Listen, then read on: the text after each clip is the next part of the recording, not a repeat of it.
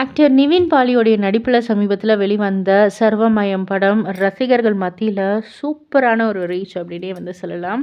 So இது தொடர்பாக இயக்குனர் அகில் சத்யன் அவர்கள் ஒரு விஷயத்தை பகிர்ந்திருக்காரு. அதாவது டெலுலுவாக நடிக்க முதல்ல பிரீத்தி முகுந்தனை தான் கமிட் செஞ்சோம். ஆனால் அவங்க அந்த கேரக்டரை செஞ்சால் வழக்கமான காதல் கதை மாதிரி அமைஞ்சிடும்னு இன்னும் இளமையான நடிகையை நடிக்க வைக்க தேடினோம். அப்போது தான் திடீர்னு ரியா ஷிபுவோட ரீல்ஸை பார்த்தேன். பிறகு அவங்களையே டெலுலுவாக படத்தில் கொண்டு வந்துட்டேன். படத்துக்கு பேருமே சர்வம் டெலுலு அப்படின்னு தான் வச்சுருந்தோம். ஆனால் நிவின் பாலி தான் டெலுலு அப்படின்ற வார்த்தைக்கு என்கிட்ட அர்த்தம் கேட்டார். ஸோ சரியாக வந்து நம்ம வந்து சொல்லலைன்னொன்னே சர்வம் மாயா அப்படின்னு வச்சா ரொம்ப வழக்கமானதாக இருக்கும் அப்படின்ற மாதிரி வந்து நான் நினச்சி சொன்னேன்.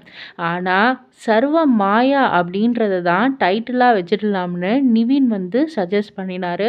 ஸோ அதனால் அதையே நாங்கள் வந்து வச்சோம். நல்லாவே ரீச் அடைஞ்சிருச்சு அப்படின்ற மாதிரி ஒரு விஷயத்தை தான் அவர் பகிர்ந்திருக்காரு.